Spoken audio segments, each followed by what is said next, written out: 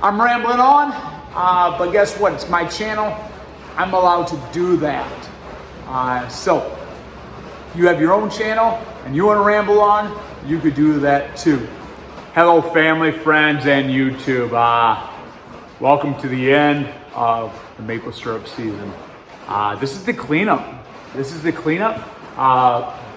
By and large, this is not the exciting part of doing maple syrup, but it is the necessary part to kind of protect that investment that we have. And so kind of walk you around a little bit, show you what we have going on here. So my wash basin here is just a 20-gallon tote, hot soapy water. And I have this in my carry-all pallet here, and that is, I have that lifted as high as possible to make it easy on the back. My rinse bucket here, that is just RO water. We toss out so much RO water throughout the season, but towards the end, I try to keep as much as I can just so that we can do a good rinse. And then, as you can see here, we have stacks and stacks and stacks of buckets. And you know, they don't all dry very well because some of those buckets have lips on the bottom side of them, so the water will collect in there. So after so many days, you'll actually have to tip them back over and let the water drain the opposite way. And so not perfect, but you get a towel and you dry them off and it works out pretty well. I will put a fan on those for a few days. That will definitely help. The evaporator's kind of in its home. I've got a tuck pan underneath. I've got to tuck my, you can see my next to the grills there, my draw off rack. And then I've got lids, and more lids to wash.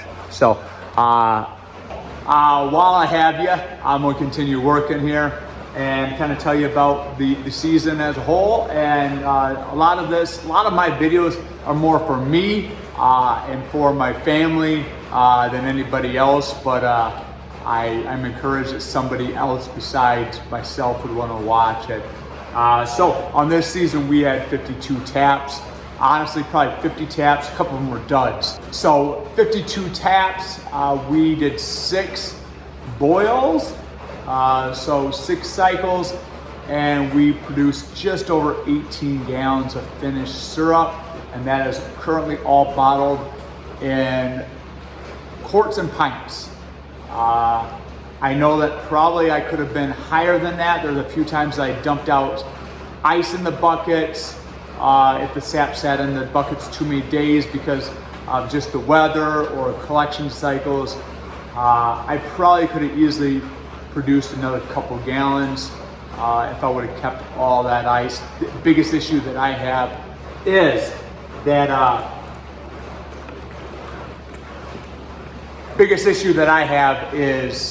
I use a reverse osmosis system, and it is impossible to run ice through a reverse osmosis system. The sap needs to be liquid. The reverse osmosis can't be frozen, but to pump ice, you can't pump ice. And so that's why I dumped out frozen sap. I have kept it too, because once you reduce it, you turn that sugar percent up to 7-8%. Sometimes a touch more. You need to keep it really, really cool because it will spoil faster. So we produced 18 gallons.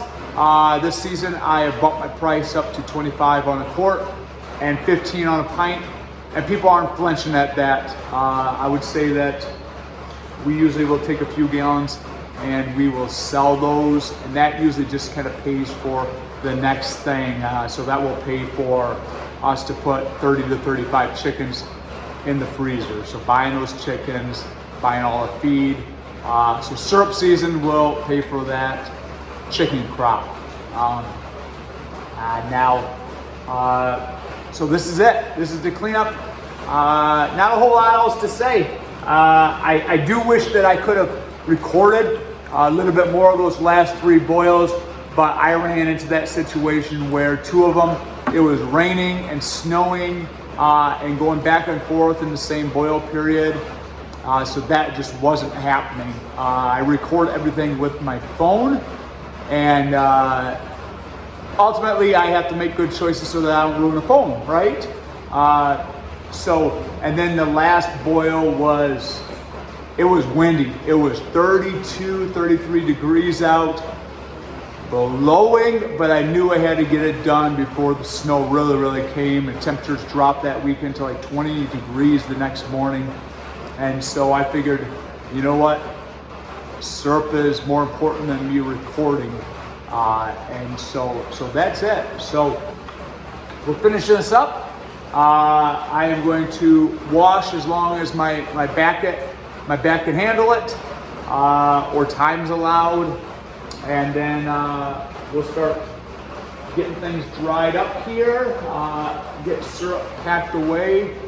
And I've got to make provisions to start chicks and start garden starts. And man, we're in the spring of the year, aren't we, folks? So encouraged to see so much syrup activity out there. Big, large, small. I had the opportunity this past week to go visit an old friend, acquaintance, and he is part of a community effort, and all the neighbors, and they are using I don't even know, I think it was a Waterloo, but they're boiling 300 and some taps, and that evaporator was pushing out, it was boiling off 40 gallons an hour, and really impressive. I liked it, but man, I like this guy more. I like doing my own style. Really fun to see the different scale. I've got several coworkers that have backyard setups now, and I don't know if I had much influence on them at all, but really neat to hear their stories and their scale.